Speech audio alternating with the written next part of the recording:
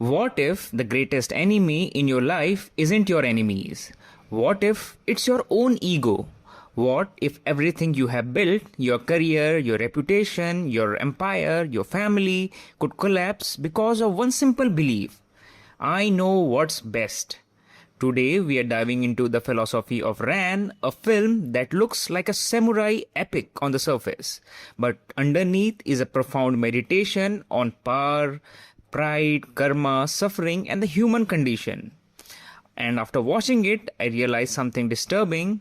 The tragedy of Ran isn't unique to feudal Japan, it's happening around us every day. The first clue lies in the title itself. In Japanese, Ran roughly translates to chaos, disorder, or turmoil. But Kurosawa isn't just talking about political chaos. He is talking about the chaos inside human beings. The chaos created by greed, by pride, by revenge, by the illusion that we can control everything. Throughout the film, every character desperately tries to control events, and every attempt creates even more destruction. The central character Hidetora believes he can divide his kingdom among his sons and still maintain peace. He assumes that because he controlled armies for decades, he can also control human nature. This is his fatal mistake. One of the deepest philosophical ideas in Ran is that power often creates the illusion of wisdom. When people obey us for years, we start believing we are always right. We stop listening. We stop questioning ourselves. We mistake authority for understanding. And that's exactly what destroys Hidetora. His downfall doesn't begin when his son betrays him. It begins when he becomes incapable of hearing uncomfortable truths. Most movies have a villain. Ran doesn't. The true villain is ego. Not just Hidetora's ego, everyone's ego. The sons want power. The generals want influence, the nobles want revenge. Each person believes their desires are justified. And that's what makes the tragedy inevitable. Nobody wakes up thinking, today I'll become the villain. Instead, they convince themselves they are doing the right thing. And this is one of the Kurosawa's most unsettling observations. Evil often arrives disguised as righteousness. Although Ran is inspired by Shakespeare's King Lear, Kurosawa adds something uniquely Japanese, a strong Buddhist perspective. In Buddhism, suffering is an unavoidable part of existence. People suffer because they cling to power, cling to status, cling to desires, cling to identities, and that's exactly what happens throughout the film. Hidetora spends his life accumulating land, wealth, and authority. But when those things disappears, he realizes he doesn't know who he is without them. The movie asks the frightening question: if everything you identify with vanished tomorrow, who would you be? Your job gone, your money gone, your reputation gone, would there still be a self underneath all of it? One of the most fascinating aspects of Ran is its treatment of karma. Hollywood often portrays karma as cosmic justice. Bad people suffer, good people win, but Ran is far more realistic.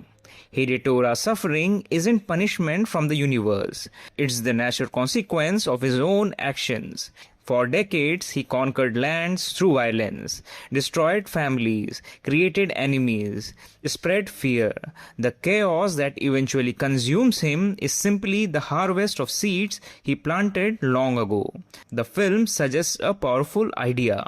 We don't escape our actions, even if consequences take years to arrive. One thing that makes Ran feel so modern is that there are no perfect heroes. No one rides in to save the day, no one delivers justice, no one fixes everything.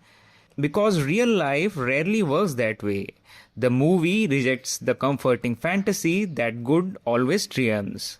Instead, it presents a world where innocent people suffer alongside the guilty.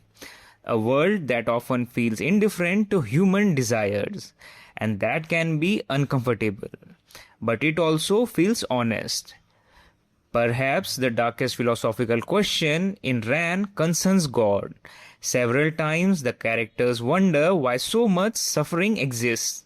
why innocent people die, why cruelty succeeds, why the universe appears silent. Kurosawa never provides an answer.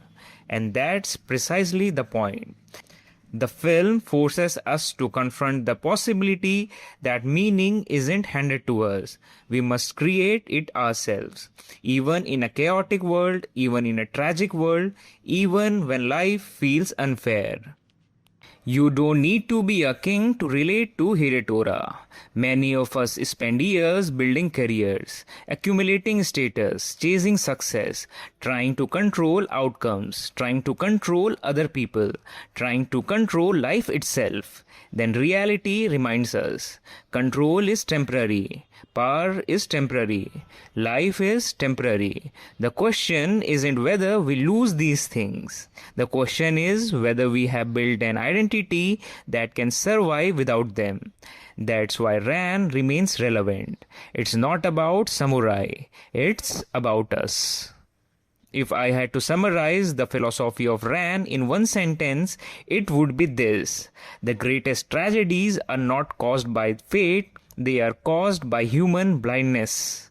Blindness to our own flaws, blindness to our own ego, blindness to the suffering we create, and the blindness to the fact that every action leaves a mark on the world.